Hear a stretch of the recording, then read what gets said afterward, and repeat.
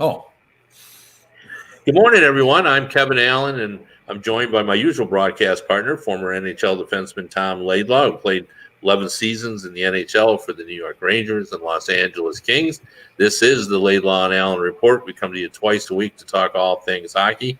And our special guest today is Mike Augello of Hockey Buzz. He is the Leafs beat writer, does a tremendous job of providing insight and analysis of that team. But he also lives in Buffalo and is certainly keenly aware of what's happening there. And there is big news today, Mike, in Buffalo, not unexpected, but Ralph Krueger is out. And what exactly does that mean for this organization, Mike? Well, good morning, gentlemen. Mortgage Mike. This is Mortgage Mike, remember? Yes, Mortgage Mike. Mortgage Mike, yeah.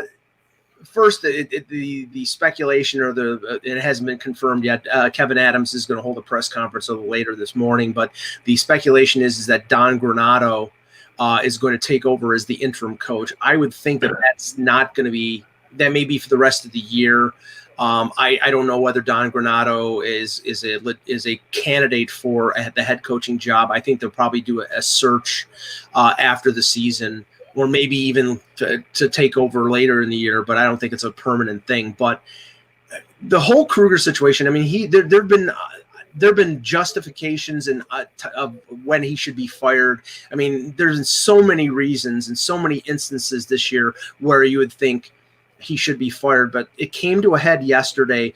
They've lost 11 in a row. The Devils, who they played, had lost 11 in a row at home. It was a close game. And I don't think it came down to just this, but they're down 3-2 in the third period, about 30 seconds left. The Devils had their defense out there for over 2 minutes. They were completely gassed. There was an icing, and Krueger took a timeout. And after the game, his explanation was that he wanted to give his players a rest because he had Taylor Hall and Eric Stahl and his number one line out there. But they weren't the best line that played last night. The best line that for the Sabres that last night was the line of Jeff Skinner, Casey Middlestat, and Curtis Lazar. They had scored a goal. They played really well. And it's always this Jeff Skinner specter. Has been something with Skinner and Krueger all year. And by taking a timeout, he gave the Devils rest, and they ended up losing the game. After the game, Brandon Montour talked about, the fact that they asked him had the Sabres quit on their coach, and he basically said, "Well, we seem to be waiting around for something to happen." Meaning, yes, they've quit on their coach, and they're waiting for him to get fired. But I think the big determining factor is the fact that the next game that they play in Buffalo is in front of fans for the first time this year. And if I'm a fan going to that game, I'm bringing rotten fruit and vegetables to throw at the team as they come on the ice. That's how bad that this team has played. And I think that I think that Tim and Terry and Kim Pegula, I always screw that up, and Kevin Adams were cognizant of the fact that fans were going to be in the arena, and that those players and that team were going to get booed lustily by the fans because they've been terrible.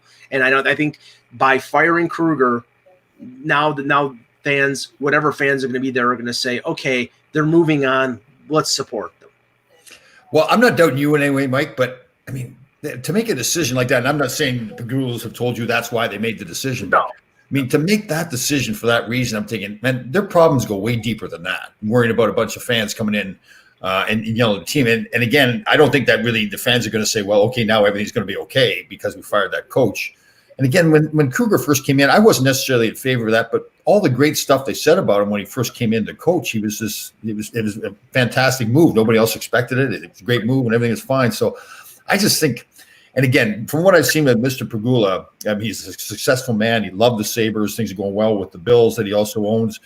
But there's the problem, right? It's like an ownership giving up, to me, it appears to be giving up control. Bring in a guy, and Kevin and I have talked about this in the past, bring in a Jimmy Rutherford kind of guy that's going to run the team. That's really, to me, that's the issue. It's not firing Krueger as a coach. Well, I don't think what I said was the sole reason why Krueger was fired. I think it was an accumulative thing where a number of things have happened through the year. The thing is now, and this is looking forward, Jason Botterill, who was fired last year, he's under contract for one more year. Steve Greeley, who is his assistant, he's under contract for one more year. The now fired Ralph Kruger is under contract for one more year, making almost $4 million. So is Terry and Kim Pegula going to go cheap on the new head coach because all these guys are under contract? I mean, Kevin Adams probably is not making a lot of money, and he's somebody who checks in with the ownership. He is not controlled by them, but everybody's controlled by the owners. They own the team. They can do really what they want, but there has not been any kind of indication that they believe in bringing in senior advisors like Rutherford. I think that would be a great idea because he's a smart hockey man, but they seem to want to have hands-on control, and I think their hands-on control has been detrimental to this franchise over the last decade. Yeah, Mike, I was wrong about Kruger. I actually thought this was going to be a good move. I thought, they had tried a lot of different things, and I thought maybe a sort of a non-traditional coach might be the way to go. He's a guy that usually in the past has been able to connect with players, but he didn't connect with this group at all. No. And it was inevitable and it had to happen. And, it sounds to me like they did quit on him. And, I bring that up simply because, this is not new for them. There's veteran players on this team that have now, seen coaching changes. And I think whatever happens, whoever's in charge, whether it's going to be Kevin Adams, for the rest of the time, whether they bring someone else in, which doesn't sound like it's going to happen. I think you got to, there's certain guys that have to be kept. Obviously, Jack Eichel is the centerpiece. Right. Dahlin is the centerpiece. Ristolainen, in my opinion, played pretty well this year, given the circumstances. I would keep him. The younger players, you got to keep Skinner because you can't get rid of them. Right. But I would be changing the players, especially in the fringes, and bring in some character guys with histories of playing well. And that won't be easily accomplished because, free agents are not going to want to come here. But, you can trade for those guys. You can appeal to them. Right. Because, they always say, well, you can't fire 20 players. But I think you got to fire a lot of players on this team because, there was no pushback whatsoever. The one thing that is fortunate for Kevin Adams is that, the perception here was that Kruger was really in control in terms of, player personnel decisions and, the signing of Taylor Hall, the trade for Eric Stahl, bringing in Tobias Reeder, all these moves. I mean, Reeder and Hall especially have played for Kruger either with Team Europe or with the Edmonton Oilers, and he brought in players that he was aware of and thought that could play his style of game. But the fortunate thing for Kevin Adams is they didn't make long-term commitments to these players. Hall was a one-year deal. Reeder, I think, was a one-year deal. Guys like Cody Eakin were 2 years. So they could be movable. Obviously the rentals will be moved before the deadline, and the other players, if they're RFA or UFA after next year, it's a 1-year contract, so it's not something they really dug themselves a hole like a team like San Jose, who's got like term on like 5 or 6 guys that they'll never be able to move. They'll be in purgatory for the next decade. But the problem is that the guys that you want to keep. Ristolainen has 1 more year left in his contract. He has been here his entire career and has never made the playoffs. Jack Eichel, everybody assumes that Jack Eichel is going to want to ask out. Maybe he stays another year and sees that the team turns it around, but everybody is assuming Eichel is going to want to be traded, and then the Sabres are sort of stuck because that's their best player, and if they trade him, they're in a rebuild. So, it all depends on who they bring in as a coach and what that coach can do and build what there is a lot of talent here, but it's just organizing that talent and getting the most out of it. And nobody seems to have done that. But that's always the case, Mike. Yes. When is it not the case that what happens with players is depend upon which coach they bring in? And, sure. Once they get leverage, as they get closer to the end of their contract, that always plays a role. So, I hear you, Kev. But the thing is, if you've got the right locker room, you've got the right culture. I know the coach is always going to be somewhat important, but that to me is lessened, right? To say, well, the players quit on him, that tells me a lot about the locker room. Right. Well, that's what I'm saying. I'm the one that said that I think you gotta have to change, that group of guys around there. But you got to keep some guys. Like you're gonna have to buy out Okposo. Yes. And you know what? That's the cost of being an owner. Like I think you don't want to do that because it's going to cost you money and cap space. But I think you got to start there. As it turned out, it's going to be okay that they signed Taylor Hall because they've got him on a prorated contract this season. They're not really paying him the full amount this season, and they're going to get a pretty good asset for him. Provided he stays healthy. Like you're not going to trade him for a third round pick. No, but really, if I'm another team, though, I'm going to get Taylor Hall, who I don't know what I'm getting. I'm getting the guy that won the Hart Trophy. I agree with you, but but that doesn't mean they're not going to get a good asset, right? You're speaking the reality of the situation, but GMs don't embrace reality when they acquire people at the free agent or at the trade deadline. Yeah, Hall. Obviously, Hall is going to want to go somewhere because he's going to go into unrestricted free agent. Right. And I'm sure he's going to want. And Kevin, you pointed this out. I'm sure he's going to want to go to a team that is in the playoffs, where he can show off his wares after a bad season in Buffalo.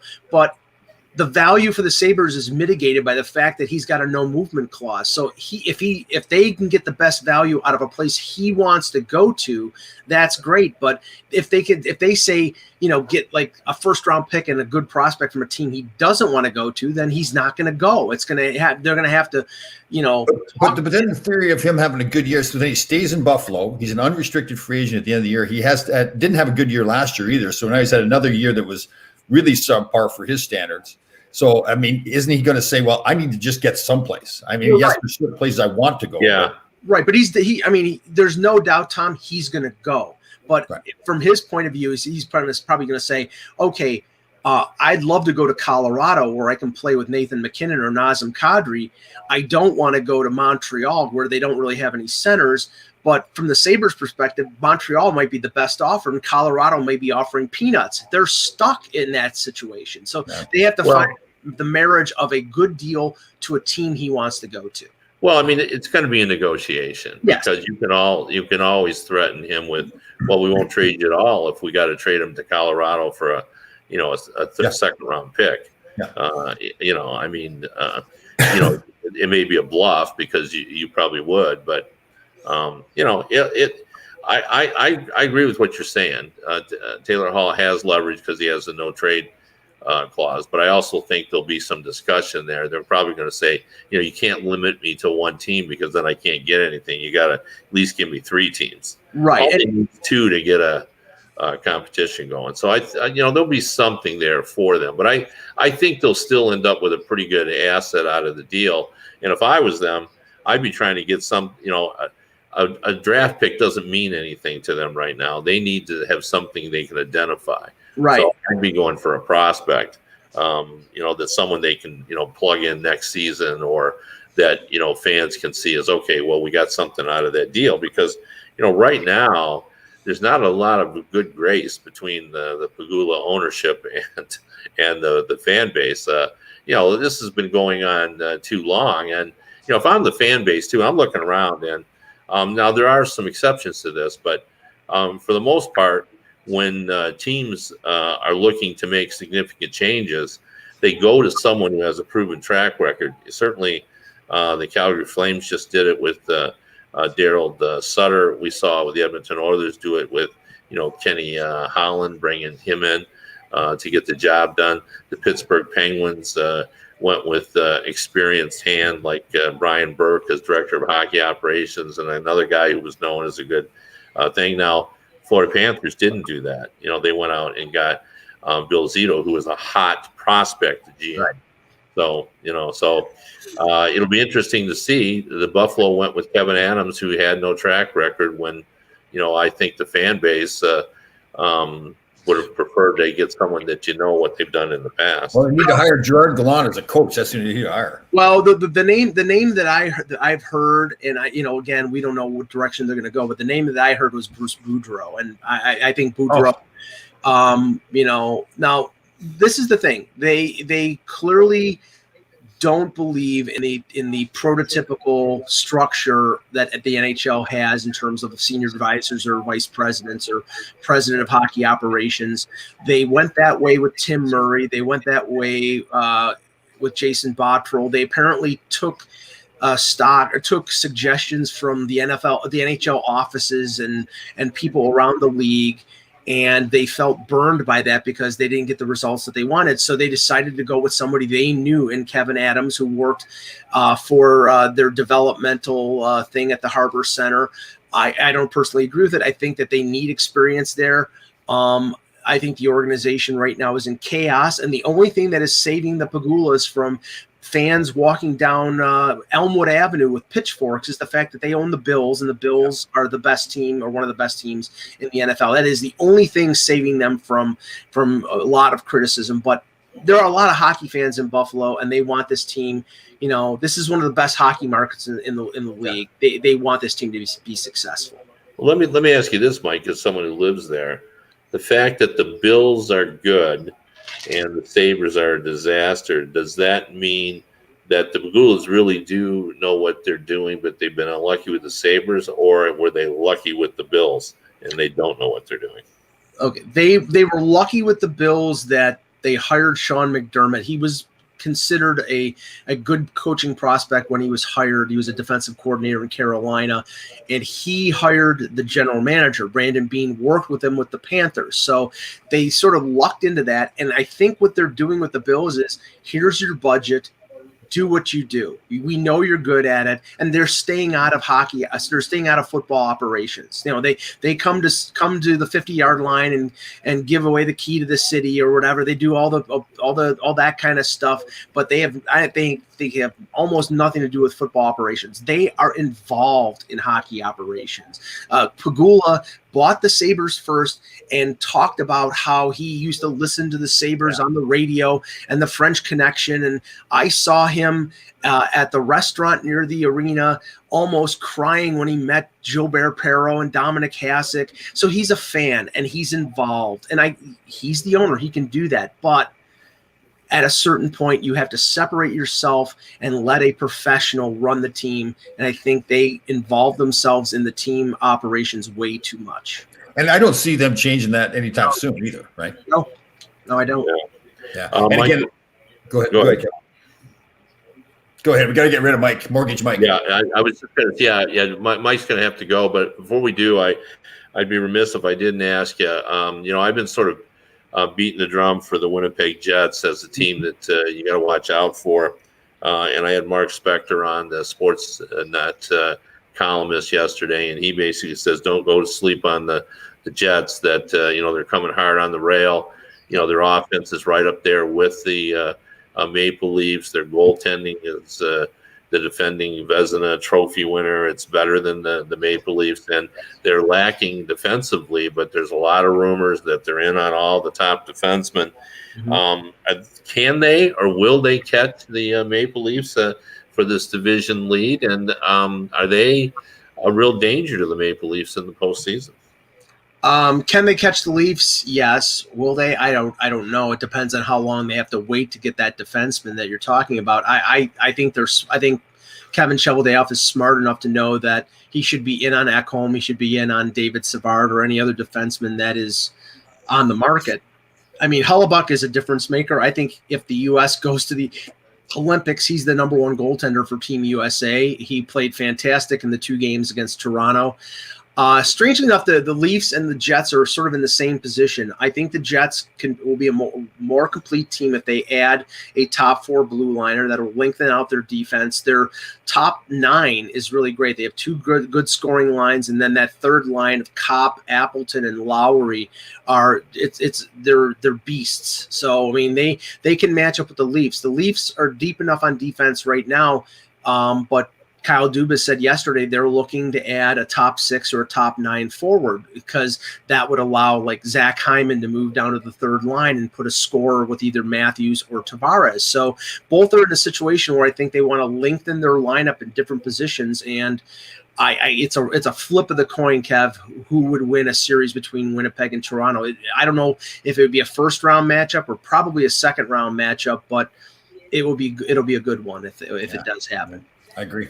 Thanks, Well, Mike. Mike, we appreciate having you on. You always provide a lot of insight on not just one team, but two teams. So we appreciate having you on. Thanks so much. Anytime, gentlemen. Thank you. Yeah, bud. Take care.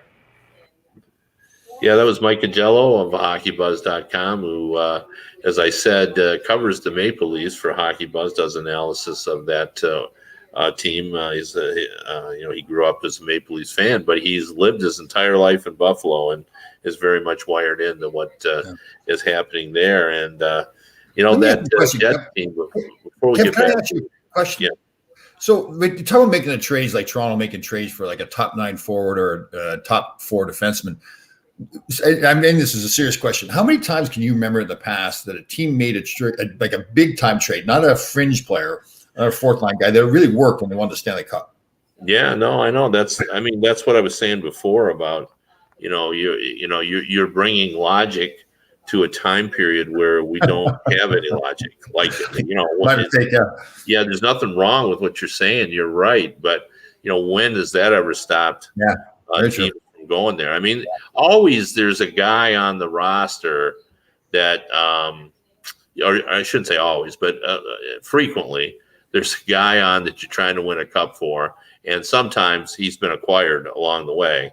Right. You want to bring in the veteran player that like Ray Bourque, those kind of things. I mean, that's just usually there's somebody trying to win their first cup. I remember going back to when Carolina won the cup. They had brought in Dougie Waite. He ended up getting hurt.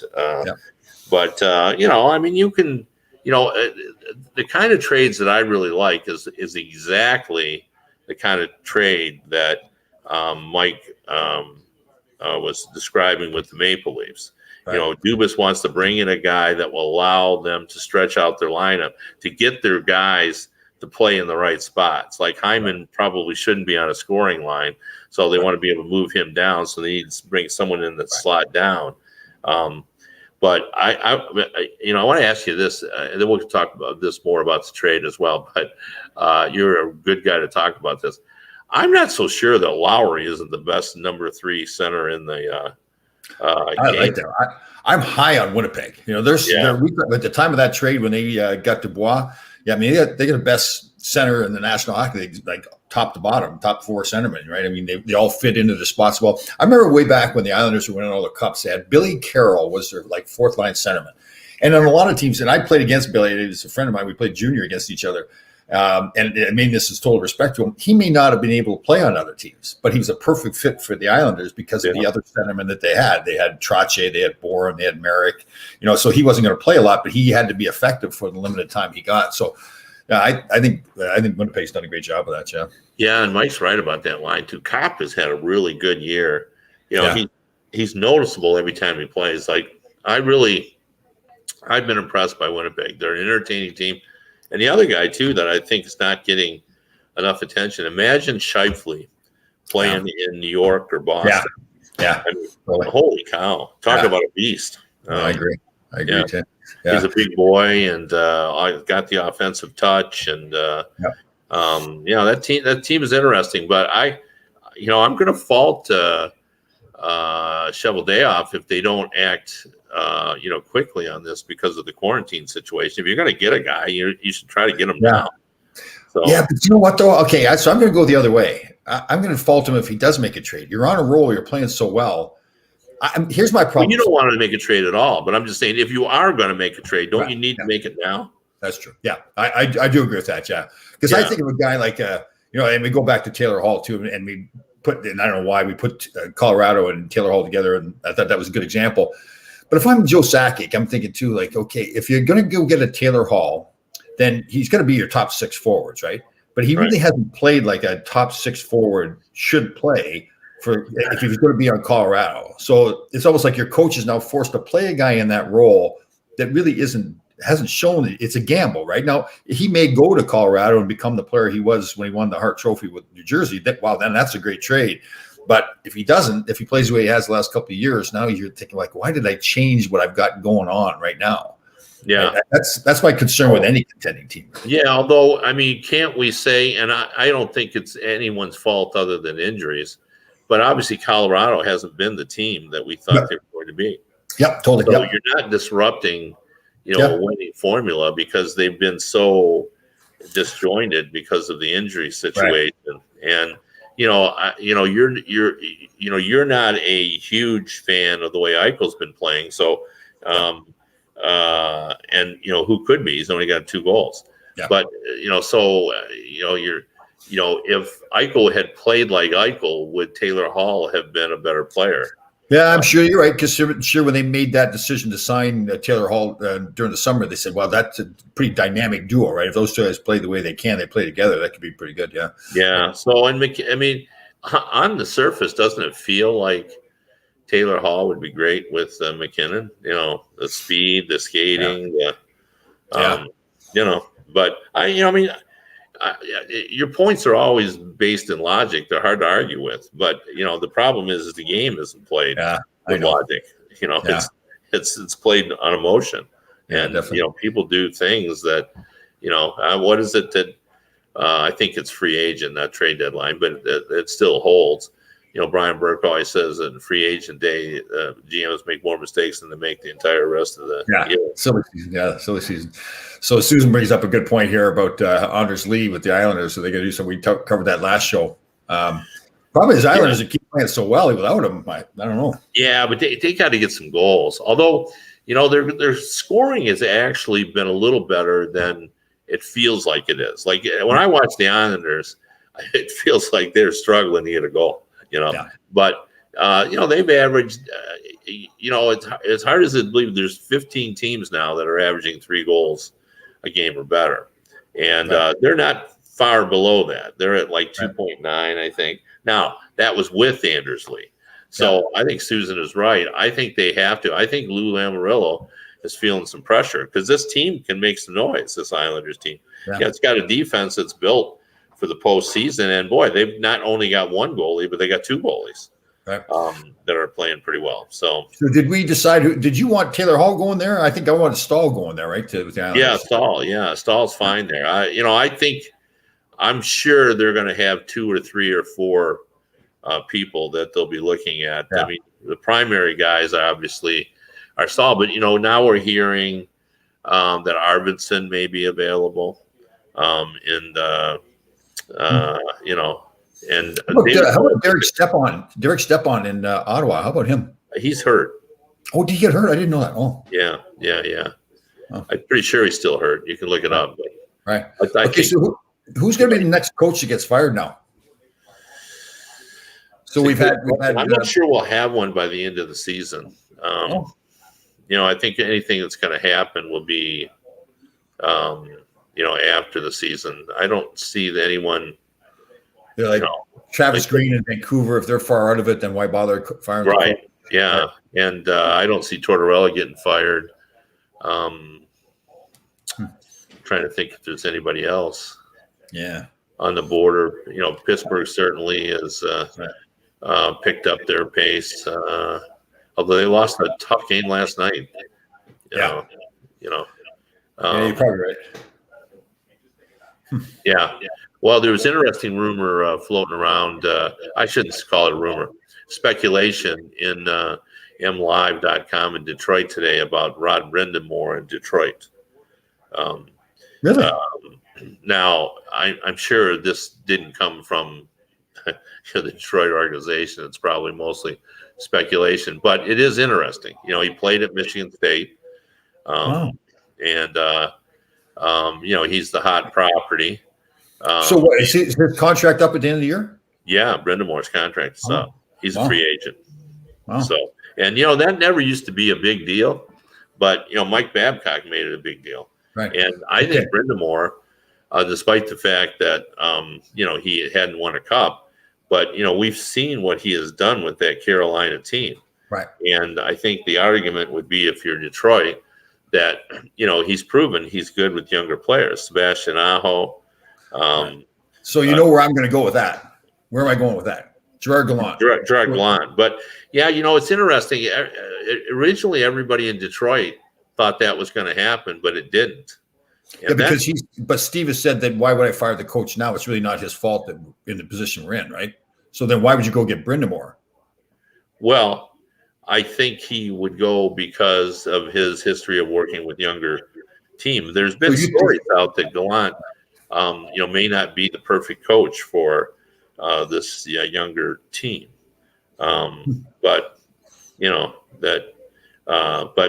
brought a patchwork team together in Vegas. Yeah, that's kind of where I would go. Yeah, like a team that really nobody thought could do anything, and I thought he played a huge role in their success there too. Yeah, I don't know. Like everybody seems to think that Gallant is waiting for something. Like what would it be? So yeah, I told you the theory I have, the conspiracy theory that Yzerman has just told him sit tight. I have to let Blashill coach for a little bit longer, and then I'll get rid of him. And you're in. Yeah, well, eventually they'll have to fire Blashill. I mean, I don't think anybody thinks he's going to be the coach when the Saints come marching home again. Like this is, he's it's not going after a while. It just becomes, that you just do that because the team's not playing well, whether it's his fault or not. Yeah. So, hey, did you see over in Russia? I know you did. We talked about it before the show. The young guy who got hit in the head with a puck and died. Yeah, that's just so sad. And when you and I had both said the same thing, we've always worried that was going to happen in the U.S. The way that everybody shoots the puck now, holy cow, it seems like everybody can shoot 100. Now that's not true, but it sure feels that way. Well, and it even adds to it, I think, is that even if you're shooting the puck low, with everybody trying to block shots now, the danger of it getting deflected up into the air and hitting somebody in the head is probably even worse too. So, yeah, it's amazing to me too. Like it's really altered the game. For me, it wasn't all that long ago that the shot, particularly in the playoffs, shot blocking was such an exciting play. Yeah. Imagine a big playoff game and a guy goes low and he blocks the shot, and in a playoff game, and you just, it just gives the energy to the building. Yeah, it's true. That's the whole thing. Well, now when I'm watching it, it's become frustrating. Yeah. Because you almost the block shots, it seems like it's happening on every shot. Now, obviously, it's not, but you can't get a shot from the point through. It's used to be like there's a Guy Carbonneau would be coming out to the defenseman to block the shot closer to the defenseman. Now they're all backing into the net and just making a big crowd in front of the net. You can't get through. Yeah, it's like a bunker. You're trying to shoot it through a pillbox. That's coming through, and there's no. It just doesn't seem that the guys on the point are very artful. Well, they have gotten better at like shooting wide, right? But I mean, it doesn't make sense to shoot wide unless there's somebody that goes like if everybody's just crowding the net, shooting wide really doesn't make any sense. If you have forwards that are smart enough to go off to the side and then kind of have like a deflection or a shot off a shot, it works. But it just can be boring. Yeah. Well, I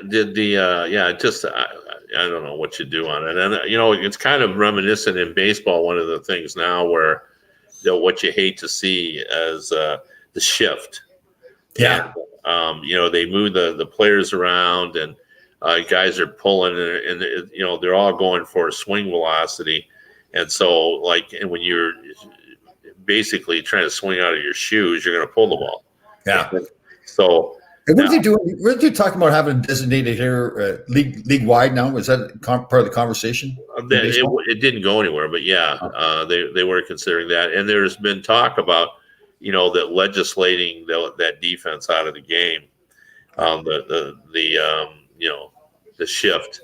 And you could stop it by just dropping down a bunt down the third baseline, but nobody wants to do that. Yeah. Because they all want to swing for the fences. And how are you going to, you can't really the shift. So you can have somebody just move over right to the bag. I mean, if the second base bag is the defining point, you just have the guy move over right on the right side of it. He can always move when the pitch is coming in, can't he? He can, but it makes it more difficult. And then you've got to cover ground to get over there. Yeah. If you said that you had to keep everyone in alignment till the pitch is thrown, it still would be harder. There'd be more holes that you could, deal with it. But it's not like no matter what you do in sports, the NBA went through that years ago when that's why they you can't zone because they were just dropping back and all that, and you got to go man to man and all that stuff. So okay, the real important stuff though. We got the corned beef going or what? I sure don't. I'm sure you don't either. I do. The corned beef's in the slow cooker. Actually. I didn't know that would be within your diet. Well, it's not. We're breaking away from it. It is high in fat. I didn't realize how high in fat it was. But it's huge. Yeah. Now, I love you got to go on with the cabbage. No, just a corned beef sandwich. Corned beef on rye with mustard. Oh, with mustard. Okay, you're not going on the. You're not rubing it up. No, just mustard. No. Yeah. Just mustard, Yeah. and no cheese. Then no Swiss cheese with it. No, that's all we got. So we're gonna have a sandwich today, and then tomorrow on the show with Greshner, Maloney, and Melnick, we're gonna have a little bit of Thanksgiving celebration. So we'll have a sandwich and maybe an adult beverage with that as well. Yeah, green beer. I hope. Yes. Now, when you slicing your corned beef, are you slicing it thin or? Yes. Oh yeah, totally got to slice it thin. You got to get on the right angle and all that kind of stuff. Yeah. Oh, a warm corned beef sandwich. Oh. Yeah, for sure. Although I like the mustard angle. I think. I'd want a little Swiss with it, I think, but okay. Yeah, that's just me. But what was I going to ask you about your food? My wife wanted to know when you make your own tahini, whether you roast the nuts. I buy roasted sesame seeds. You buy roasted sesame seeds. Oh, you don't roast them yourself? No, I do not. And then I use avocado oil instead. It calls for olive oil, but I use avocado oil. Sometimes it's hard that you can't get it all done in the blender, but the food processor. But I put in some garlic at the same time, and that helps churn up all the sesame. Well, my wife was said to tell you that when you're making your own tahini, that if you roast those yourself, the sesame seeds, you'll notice a completely different taste. Yes, so. I agree. So I have bought just regular sesame seeds and used them as opposed to buying the roasted sesame seeds. It is a difference, yeah. Yeah. She just said it's all the flavor, and she basically got that from a chef because hers didn't taste exactly like her favorite one, and that's what the chef told her. You gotta roast your own. I love making my own. It's easy to make now too once you know what you're doing. But this last batch I made, I put some roasted red peppers in with it. Oh my God. Yeah, no, for sure. So, one final thing before we go: have you been watching the Minnesota Wild lately? Boy, they're. I haven't, but I've been watching the scoreboard all the time and watching the highlights. Yeah, but I was going to mention that before. You talk about a GM making a difference, and I know you like him a lot too. Bill Guerin has really changed that team around. Yeah. Well, I like that team. I like watching that team play. Yeah. It's a fun team now. A lot of younger guys making a difference. The Greenways, the Kaprizovs. They're a lot like Winnipeg, right? I mean, they're two teams that are playing with some fire, like two teams that watch in the playoffs. Yeah. Yeah. What you still bullish about your Rangers? They lost a tough one to the Flyers. Yeah.